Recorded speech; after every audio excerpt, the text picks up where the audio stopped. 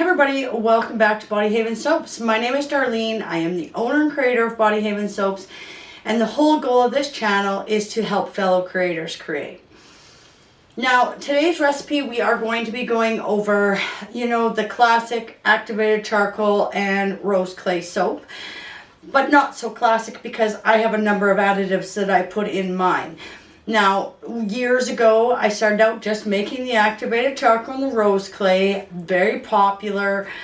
And just because I have oily skin, I just kept trying different things and adding different additives, doing my research. And this is the recipe I came up with a number of years ago. So, these additives, and I've used this personally. I have multiple other people with oily skin, acne, those types of things. Now, I'm not making any medical claims with this soap. I'm just simply saying this is what I've worked out. And I'll kind of explain all the ingredients as we go through it. But this is my favorite soap bar. And this can be used as a body soap as well. There's no reason why it can't. But I use this as my face bar. All right, so let's get into it, and I'll explain all of the ingredients as we go through and the reason that I have incorporated them into there. Like I say, I have tried many different ingredients. This is my favorite combination by far. So hopefully you guys enjoy. So in here we have our oils all melted down. There's my recipe. Okay, so in here we have all of our oils melted down. It is just a classic oil recipe. We want lots of suds and foams to be able to pick up the oils and sebum off of our skin without drying it out, but we like that really frothy, foamy soap, so to say, when we're doing a face bar. That's one thing I definitely look for, is the tight, small bubbles that help pick the dirt and oils up off of the skin. But do not dry it out. So it's just a basic recipe. It has coconut oil, olive oil, palm oil, and castor oil in it. The coconut oil I have at 32%, palm oil 32%, olive oil 32%, and the castor oil 4%, equaling my 100%. Now, as far as weights of this oil go, there's 64 ounces of coconut, olive, and palm oil. And then there is 8 ounces of castor oil. Now, one word to the wise, you guys should always go to Soap Calc. You should always put in your oils and stuff and figure out your lye to water ratio. Just make sure that you are following that. It's a free thing. Just go to soapcalc.com. Put in the information. You should always do that with every soap recipe, okay? That's so you have your proper ratios there. So here I have my lye and my water already dissolved and mixed. I have 58 ounces of water. I did do a water discount down to 28%. When you go into Soap Calc, you can put those percentages in there and go through it. The reason I always do a little bit of a water discount in all my soaps just because I've been soaping for so long. But if you guys are new to soaping, I suggest you stay with the recommended water ratio. In saying that, sometimes you get glycerin water rivers if you start to add too many things to your soap. So I've been doing this for a number of years now. I'm just doing this at a lower ratio because of my additives. But please go put your recipe into Soap Calc. And then for my lye, I have 28.98 ounces of lye mixed into here. Once again, I've given you the measurements, but take these measurements, put it into Soap Calc, and actually print yourself off a recipe, okay? Okay, so that's the lye and the oils, all right? So into the oils, obviously the first thing I want to do is I want to mix in my additives into my oil.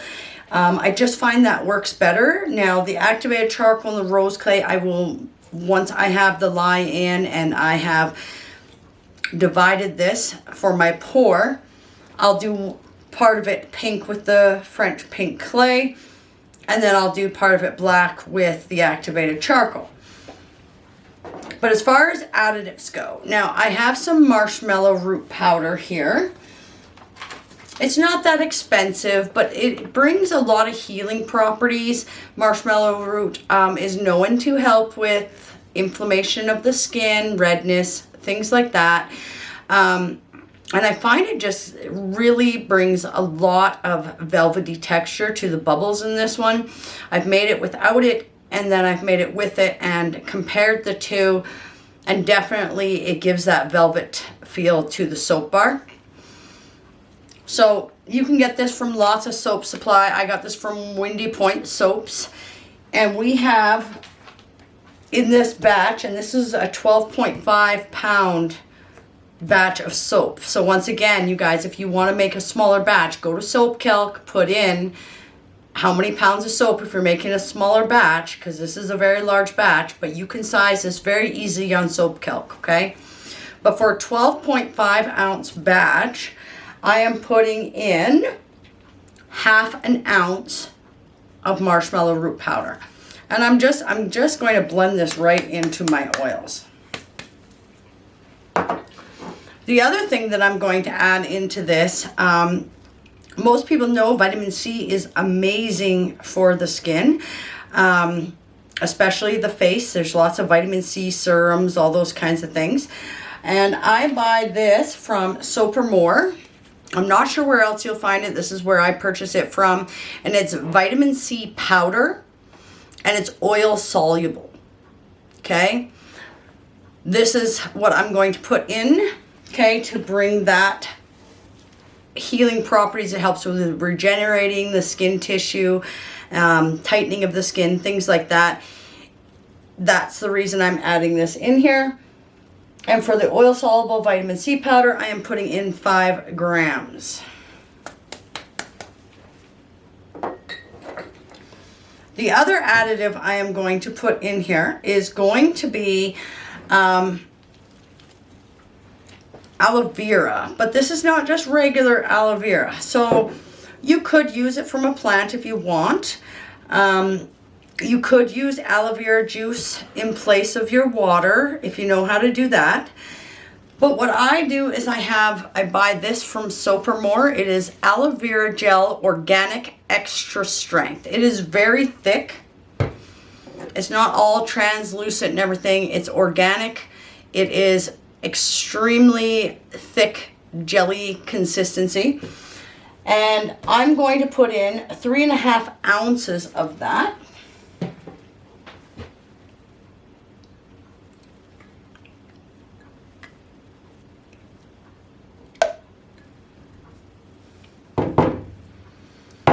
It is a very thick jelly, but it is amazing. I love that product. I do use aloe vera juice on a number of things, but since they started carrying this, I absolutely love this stuff. I don't know where else you can purchase it from. This is where I have found it, but I'm sure if they have it, many other places do as well. Okay, so those are going to be my additives. And this is my brand new stick blender, so we're going to see how this works. My other one blew up on me, so I ordered a couple of these. This will be my first trial with it. So new stick blender, I'll link it down below. I'll let you know how it works. It's a longer one, so I'm hoping with my bigger batches it works awesome. I don't really need to go and get an industrial one at this point in my life, but this one's a little bit bigger than the one I had before, so let's see how that works. So I'm just going to put this in, get all the air bubbles out from underneath my blender so I don't get a bunch of air in my oils. And I'm just going to pulsate this and mix it all up. So that's got a lot of power. I think I like that one. All right, so now we've got that all blended. Simple as that. Now I'm going to put in my lye water and bring it to trace, a very light trace, because I have a lot of mixing to do and I want it to pour well.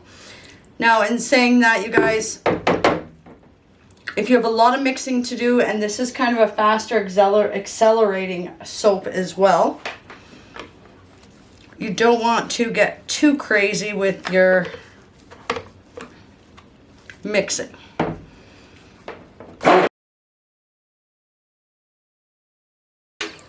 Okay, so you can see I have this to a very light trace, but I have a lot of things that I'm going to be mixing, so it's going to get thick quick on me.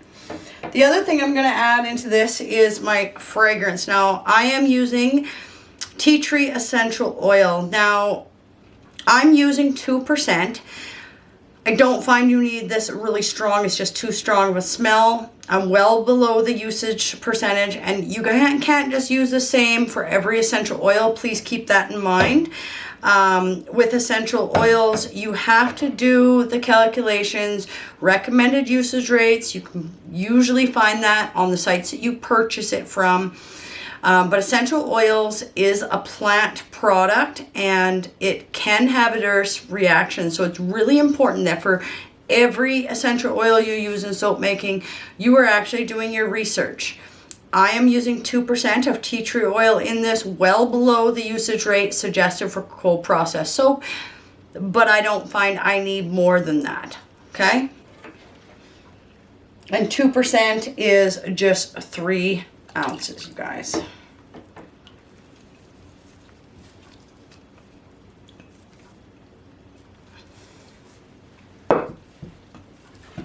Give this a quick blend. I don't want to blend too much.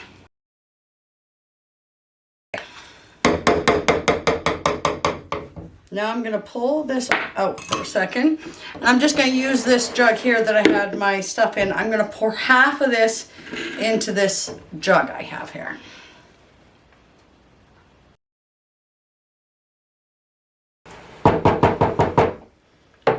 Okay, I've divided that in half. I am going to put in 2 ounces of pink, French pink clay into this one. And I'm going to put in 1 ounce of activated charcoal into here. I find if you get too much activated charcoal in your soap, guys, you're going to start getting irritation of the skin. So try not to go too crazy. A little goes a long way. This is the detoxifier. The clay is a detoxifier. And it's basically got cannelin clay in it, so it gives it that soothing feel and the softness to the skin. So it's a great combination. I'm mixing them separately, specifically for color and aesthetics. You could just mix these straight in. So I'm going to go with the lighter one first. And the soap does like to move along, so.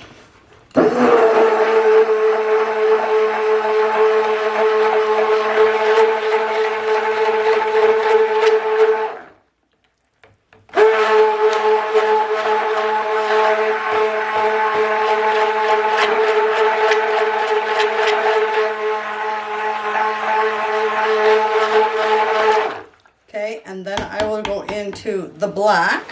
Now, activated charcoal likes to puff up a lot.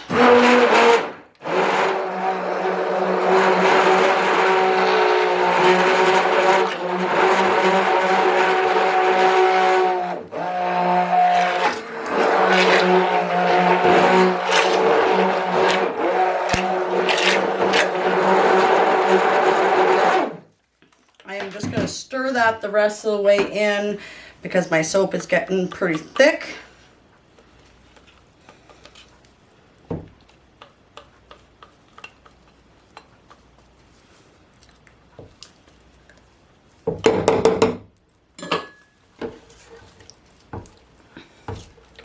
Activated charcoal stirs in really easy, so don't get too stressed about it.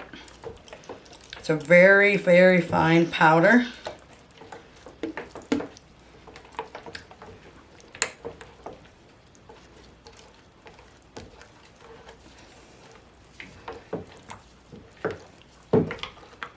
If I continue to blend, my batter will just get thicker and thicker, and I'm going to lose the ability to have the pour that I would like.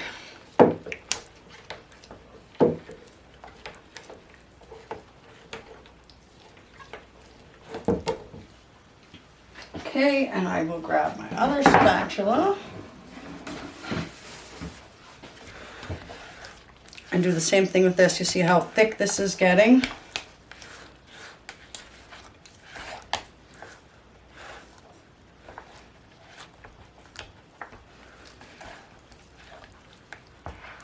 And I am just going to do in the pot swirl to make my life easier.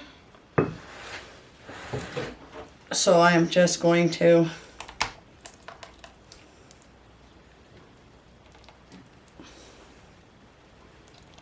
if you pour from a higher height, it'll go deeper into the batter. I'm going to save a little bit of that for on top. Soap mold here for you guys. I pour into different locations like that. I'm just going to take my spatula, make a couple runs through it. And I'm going to pour.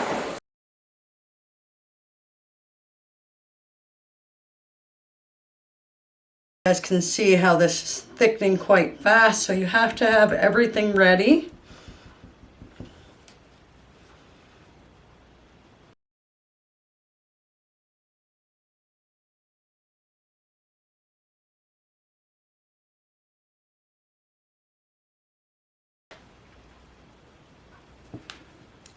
It's getting quite thick, so I'm just going to make little lines here.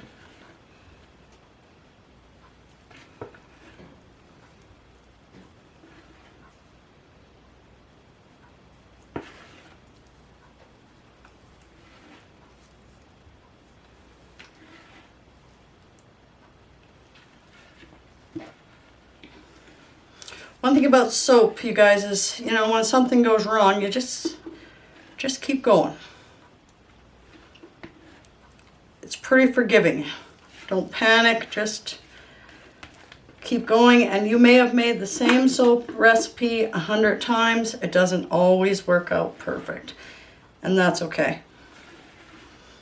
That's homemade soap making is all about being creative. No bars look the same.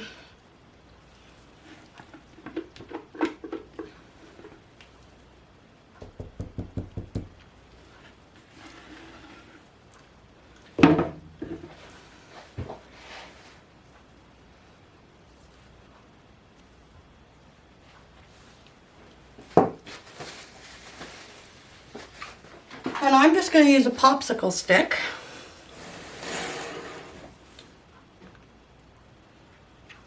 And I'm going to just do a little bit of a swirl on the top this way. We'll start this way.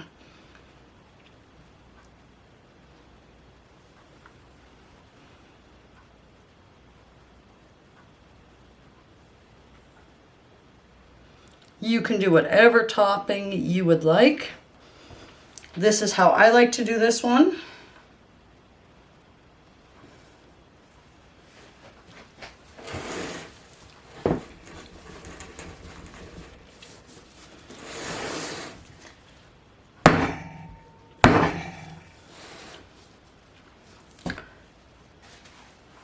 And then I like to smooth my edges, so I just go around like this.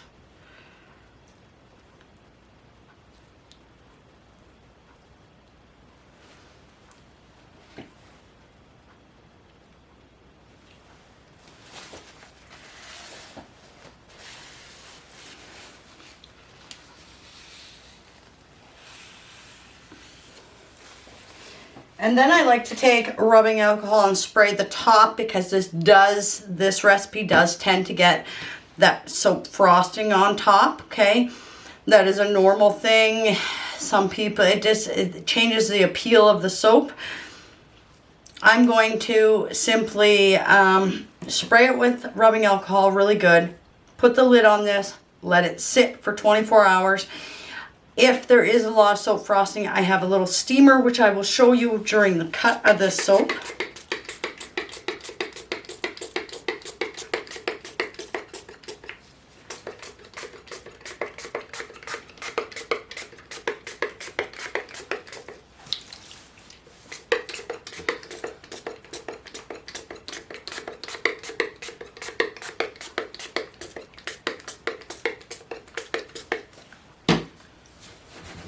simply like that.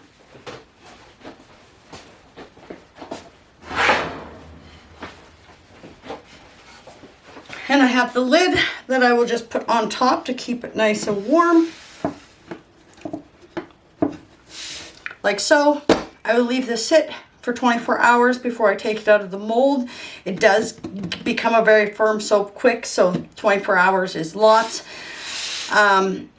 This mold here, you guys, I love this mold. I got it for $69 off of Amazon. I'll link it below. A lot of these molds that you guys buy or that we can find out there from specialty places and stuff, I mean, there's some of my molds I pay $200 and some for my other bowl, my long loaf molds. This one here, Amazon, $69, and it's an awesome mold. It's got a nice silicone liner. It's just light wood, but that's all you need. It comes with the lid. It's perfect. I will link it below for the people that are looking for a more cost-effective mold. I have bought a number of these. I have 4 of these now. Because it's just, I got basically 4 for the same price as I paid for some of my other molds for 1. So I will definitely link that below so that you guys can take advantage of that if you're looking to find a mold too. It is a fairly big mold, but they do other ones. So this is a very large batch. It's 12.5 pounds, 282 ounce. But they do have other molds there. I'll just link some below and you guys can go take a look. All right, I will be back in 24 hours when we cut this and we'll see what we end up with. Okay, so this is 24 hours later. We're going to pull this out of the mold.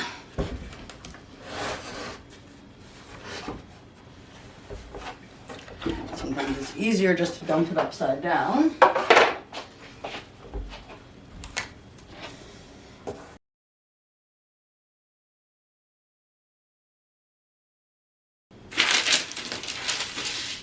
Okay, so the first thing we're going to do is slice it into our loaves.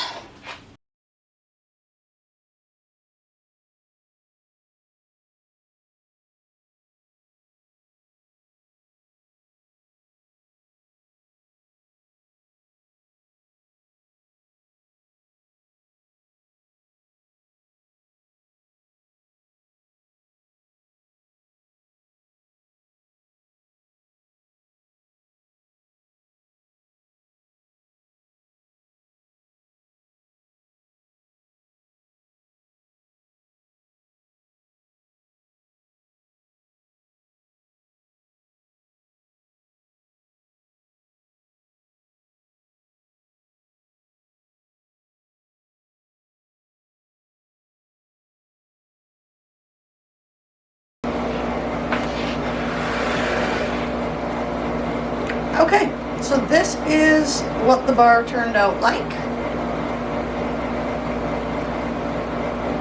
Okay, these I cut and this is what I use as samples to put into my orders for people to try a new product for free. These little end pieces I just use for myself, so I now have my facial soap. So I hope you guys like this recipe. It is phenomenal. It's one of my favorite soap bars. It is what I use all the time, just because I do have oilier skin and get easily irritated red patches. So hopefully you guys enjoyed today's video, and I hope you guys have a great rest of your day.